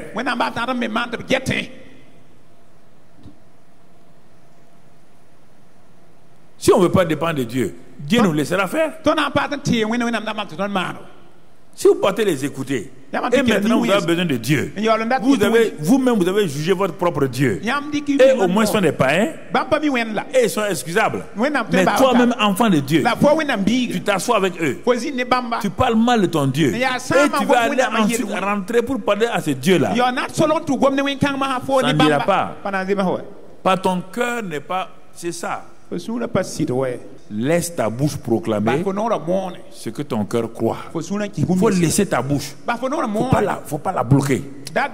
Faut pas avoir peur. Dis que Dieu est bon. Dis que Dieu est fidèle. N'aie pas peur de ton voisin. N'aie pas peur de ton chef là. Non. Dis seulement, dis. Témoigne. Témoigne que Dieu est bon. Témoigne ce que Dieu fait. Faut pas avoir honte. Dis. Laisse, c'est pourquoi je dis laisse. Laisse ta bouche dire, proclamer ce que ton cœur croit. Troisièmement, agis avec courage. Agis avec courage et détermination. Agis avec courage et détermination. Ça va te donner quoi? Agis. Josué 1 verset 3. Josué a cru. Dieu dit il y a une deuxième chose. Quelle est cette deuxième chose là? Josué 1 verset 3. Josué 1 verset 3. Qu'est-ce que Dieu dit? Tout lieu que foulera la plante de votre pied, je vous le donne. Regardez. Dieu dit dans verset 1 là, il dit je vous donne le pays aux enfants. Mais comment on prend possession? Par la bouche et ensuite par l'action. Ah oui. Par la bouche et l'action.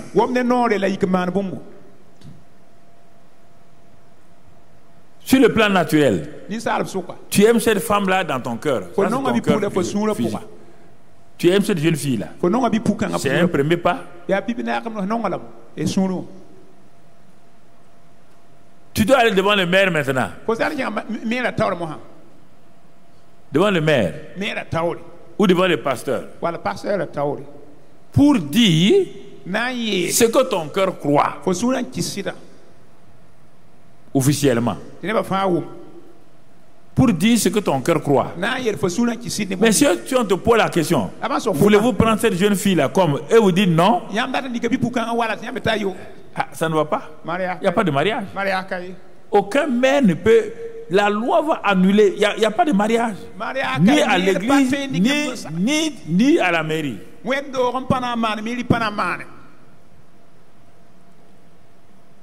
Quand tu as cru, tu as parlé, et tu arrives à la maison, tu n'agis pas. Tu la prends à aller donner à ses parents. Il n'y a pas mariage.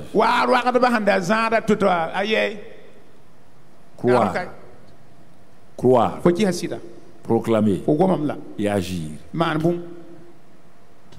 Et agir. Il dit maintenant Josué, ce que tu as cru là, il faut le montrer en allant avec tes pieds. Mets le courage, va avec tes pieds. Ce que tu crois, faites-le.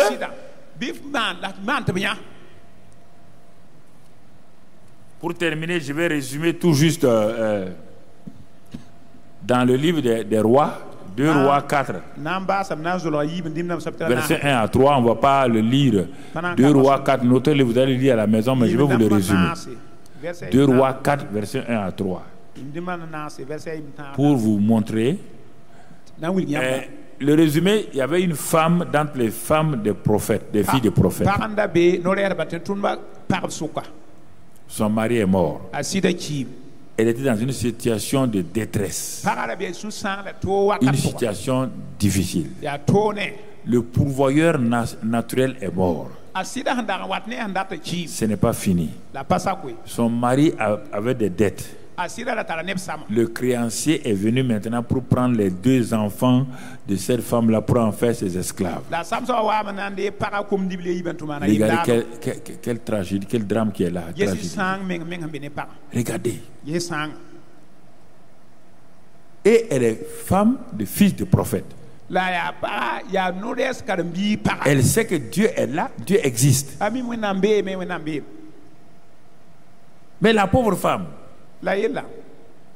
avec cette situation, elle s'est déconnectée avec la réalité de la bonté de Dieu. Elle soupirait, elle gémissait. Et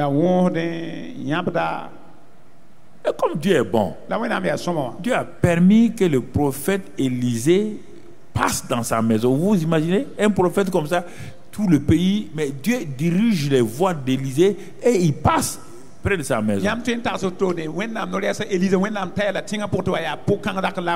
Et Dieu permet que la le voie. Alors, elle crie au prophète. Elle crie, croyant que le prophète a une solution pour elle. Parfois, vous prenez des hommes dans leur humanité, vous criez, vous croyez parce que quelqu'un se dit prophète ou prophétesse qu'il a des solutions. C'est ça le problème. Et le prophète dit, que puis-je faire pour toi? Quand tu es à la maison. Le prophèt dit, mais que puis-je faire pour toi? Tu t'adresses à moi, c'est vrai, je suis prophète. Mais quelque chose ne va pas. Est-ce que vous comprenez? Le prophète lui dit, si tu veux recevoir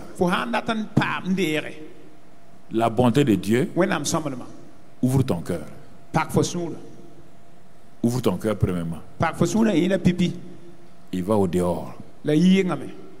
Parce que maintenant là, vous êtes enfermé. Tu es enfermé sur tes problèmes. Tu as fermé la porte à tout. Ouvre ta porte. Va. Par tes enfants là. Va prendre des vases vides. Viens. Pourquoi? Mais quand tu es à la maison, une bouteille, une petite bouteille d'huile. Le prophète dit, la bonté de Dieu est dans ta maison il y a longtemps. C'est ça, vous méprisez. La bonté de Dieu est là. Et tu me demandes à moi, le miracle est là. La bonté de Dieu déclenche le miracle. À condition que tu crois, tu parles et tu agisses. Tu crois, tu parles, tu agis. Que dois-je faire? Il dit, cette bouteille-là, ma fille, tu n'as même pas besoin de ma présence. Ça suffit. La bonté qui est en toi là, tu n'as pas besoin d'un pasteur pour activer. Tu n'as pas besoin d'un prophète pour activer. Ça te suffit largement. Tu entends? Que dois-je faire? Voilà. Mais pour que cette bonté-là remplisse ta maison, il faut faire quoi? Il faut la manifester. Comment? Va prendre des vases vides. Tu sauras ce qui est chez toi là, si c'est humain ou c'est divin.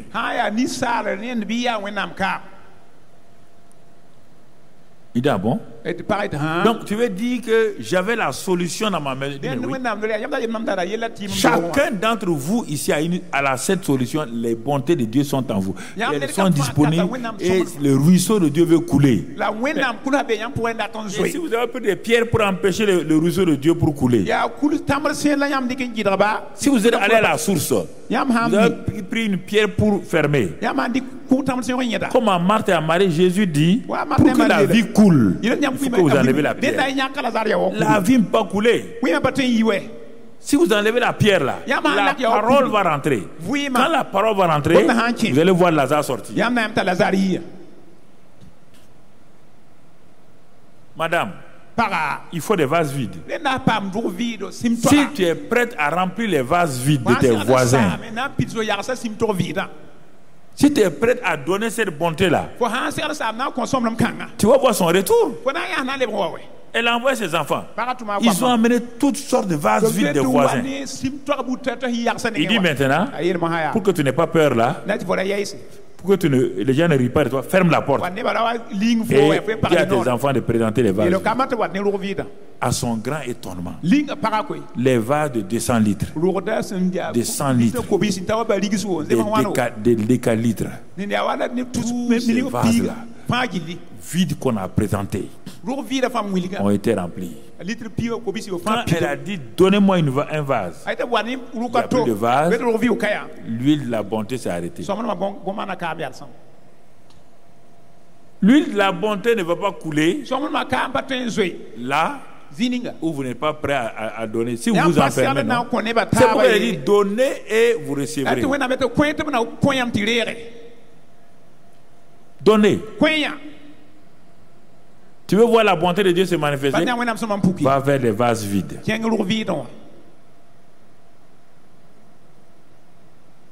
Le prophète est revenu. Il dit alors madame, tu as expérimenté quoi? Il dit, mais j'avais tout ça ici. Et le prophète rit, il dit mais c'est ça justement. Tu avais la bonté de Dieu avec toi? La bonté de Dieu a plusieurs noms. Elle s'appelle compassion, ça s'appelle amour, ça s'appelle fidélité, ça s'appelle bénédiction. C'est ça. Tout vient de la bonté. C'est tout ça qui se manifeste sous plusieurs noms dans votre vie.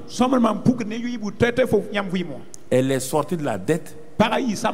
Elle est sortie de sa position de faiblesse. Elle est devenue une femme épanouie. Ses enfants, elle a payé la dette. Elle ne doit à personne. Vous voyez bien, elle a payé ses dettes. Tout.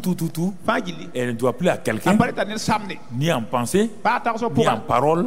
Elle est devenue une femme épanouie. Une femme épanouie. Les gens sont contents. Quand tu découvres la bonté de Dieu, quand tu manifestes cette bonté-là envers tes voisins, tout autour, envers même ceux qui ne t'aiment pas là, vous croyez que tous les voisins là l'aimaient? Non, elle est partie prendre les vases vides des voisins, des bons comme des méchants. La bonté de Dieu, il dit, la bonté de Dieu pardonne même ses ennemis. La bonté de Dieu dit, fais du bien à ceux qui t'ont fait du mal. Ça c'est la bonté de Dieu. C'est tout le programme de Dieu dont je vous parle, c'est la bonté là. C'est ça qui se manifeste sur la terre. C'est pourquoi David dit, si je ne pouvais pas voir la bonté de Dieu sur la terre des vivants là, c'est inutile. Vous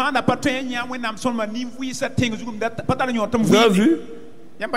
Jésus est rempli de bonté. Mais il cherche des gens vers qui il va manifester quand il était sur la terre. Il cherche des gens vers qui il va donner cette bonté. S'il n'y a pas de récipient, on ne peut pas donner. S'il n'y a pas de récipient à recevoir, si tu n'es pas un bon récipient, Dieu ne peut rien faire. Il était assis. Toute la plénitude de la divinité était en lui. Tout ce que le ciel contient comme bénédiction était en lui. Parce que le glorieux Saint-Esprit venait habiter en lui. Il était assis à un mariage. Il regardait. Les choses sont en train d'aller de mal en pire. Il regarde. Tant qu'on ne veut pas appel à la bonté de Dieu, elle peut être là, elle n'agira pas. La bonté incarnée était là. Et la mauvaise nouvelle aussi est là. La mauvaise nouvelle est dans ta vie, dans ta maison. Tu n'as pas fait appel à la bonté de Dieu. Tu es en train de jeûner, prier. Tu veux mériter. Tu n'as pas d'abord demandé à Dieu, Seigneur.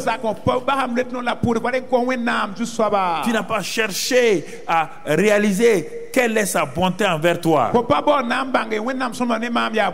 C'est Marie qui a compris que ce jeune homme-là, il est tellement bon et que sa bonté peut se manifester pour changer ce mariage-là, pour amener les gens à se réjouir et vont quitter la tristesse. Quand il a parlé à Jésus et que Jésus a commencé par la grâce, c'est la bonté de Jésus qui a fait qu'il a agi. Il n'a pas obéi à Marie, c'est la bonté. C'est-à-dire la bonté l'a poussé à agir. Parce qu'il a vu la tristesse. Il a vu vraiment le mariage va se gâter. Il ne peut pas laisser un mariage. Il est l'auteur du mariage. Il ne peut pas laisser le mariage se gâter. Il s'est levé, mais pour que la chose réussisse, il faut qu'il croie en lui. Il s'est levé, il s'est arrêté. Les gens veulent du vin. Mais il faut qu'il croie en lui. Il n'est pas, c'est pas moi, vigneron, il n'est rien. Tout le monde sait que c'est le charpentier là. Tout le monde sait que c'est un charpentier. Parfois nos pensées rejettent. Quand Dieu vient sous une forme ou une autre, nos pensées rejettent.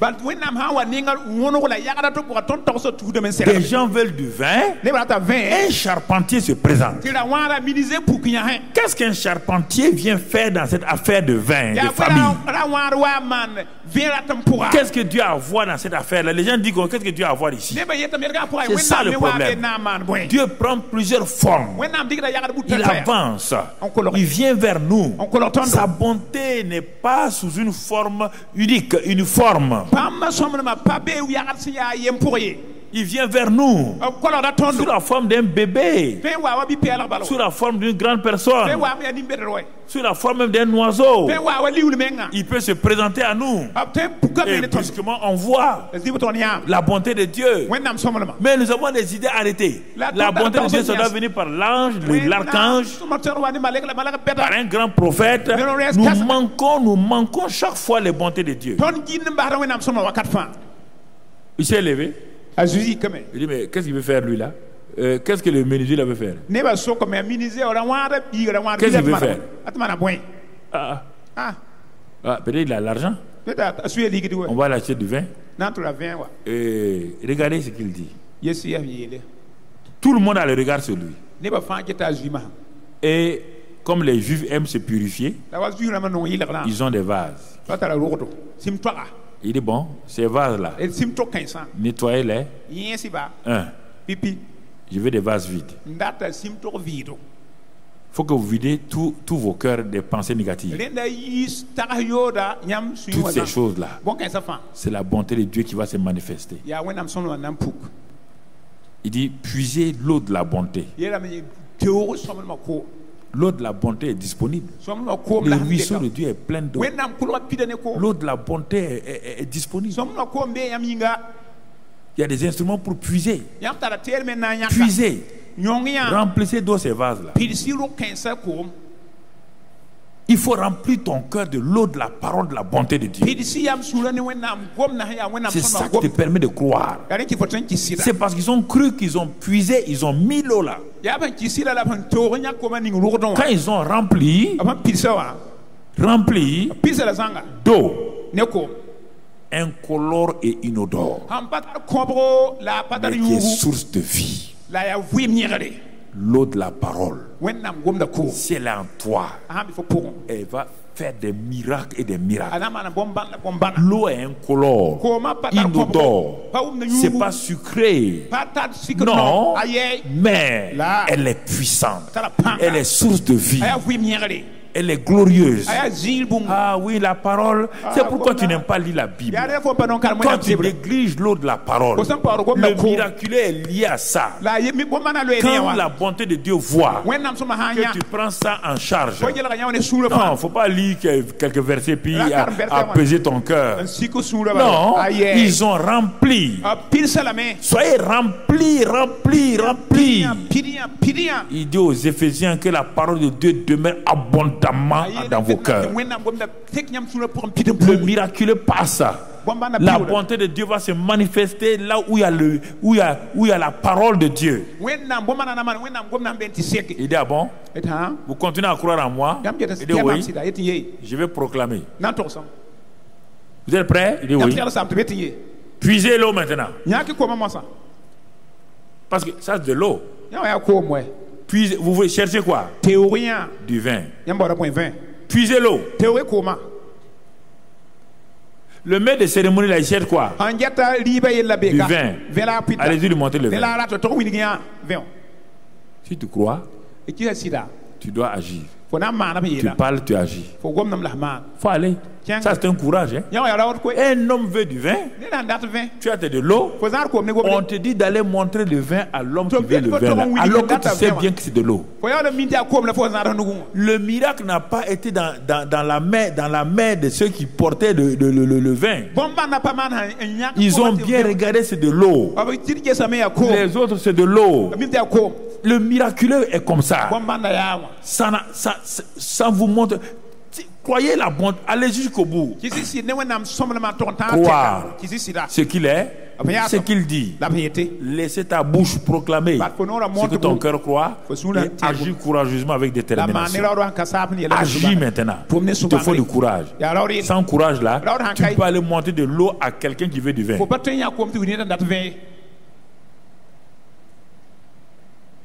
Ils sont arrivés. Le premier a tendu son gobelet. Ça c'est un courage. Si ce n'est pas un courage, personne ne va oser faire ça. Le monsieur veut du vin. Il est déjà sous l'anxiété. Il est déjà stressé. Toi, tu peux lui donner de l'eau. Il va verser ça sur ta face. Il va te dire, mais donc toi, tu es venu me provoquer ou quoi? Il faut du courage. Il faut dominer tes pensées. Les gens n'arrivent pas à dominer leurs pensées pour avoir le miraculeux. Ils n'osent pas faire ça. Ils ont peur de dire ce que Dieu a dit. Ils ont peur d'agir selon ce que Dieu a dit de faire. Ils ont mis dans la main du maître de cérémonie qui cherche du vin. Regardez ces gens, c'est des anonymes, mais on n'a même pas dit leur nom. C'est des gens anonymes. Ce n'étaient pas les disciples de Jésus. C'est le premier des miracles. C'est des anonymes. Des gens qui ont dépassé la pensée des charpentiers, qui ont vu cet homme-là, il est plus que charpentier. Quand le maître de cérémonie a pris, quand il a regardé, il a senti du vin. Il a goûté. Il dit, c'est pas possible. D'où vient? Il est parti vers les mariés là. Mais pourquoi vous nous avez créé des problèmes? Tout le monde murmure. Oh, vous avez du bon vin supérieur au premier vin qu'on a servi. Pourquoi vous nous avez fait attendre? Mais je vous pose la question. C'est pas fini. Quand le maître de cérémonie a eu le vin là, dans son gobelet, je vous pose la question. Tout le monde a bu, oui ou non? Mais ils ont bu celui du gobelet. Quand les serviteurs sont retournés vers les vases, ils ont trouvé quoi? Dans les vases, maintenant, ils ont vu quoi? Ils ont vu le vin. Croire, agir, manifeste le miracle là-bas.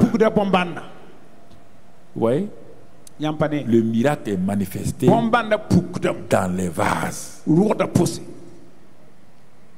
Quand il partait, c'est de l'eau dans les vases, c'est de l'eau dans les gobelets. Quand ils ont donné au maître de cérémonie, qui est allé vers les mariés, quand ils sont revenus, les vases là étaient remplis de vin.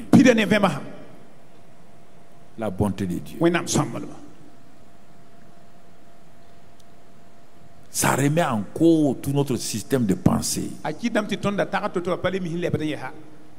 Tout.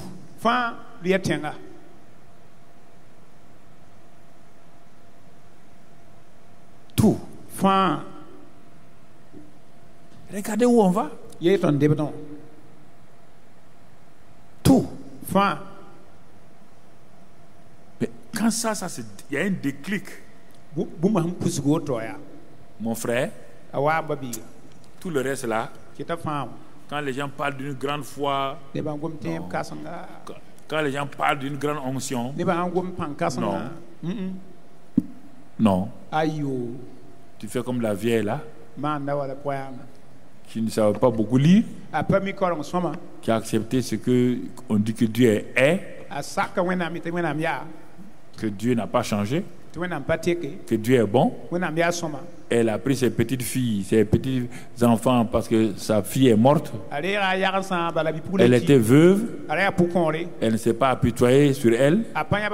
Dès qu'elle a cru ça, elle a dit à ses petits enfants là, je vais travailler un peu, mais Dieu va nous aider à vivre. 4 petits enfants. Une femme âgée, plus de 80 ans. Elle ne sait pas travailler. Elle a commencé à faire des petits travaux. Mais chaque fois qu'il leur manque de l'argent, je vous ai dit ça mercredi, elle ouvre son porte-monnaie. Les enfants sont assis. Elle ouvre son porte-monnaie. Elle dit à Dieu. Elle enlève la pièce de 100 francs. Elle dit à Dieu. Je sais que tu sais. Et tu sais que je sais.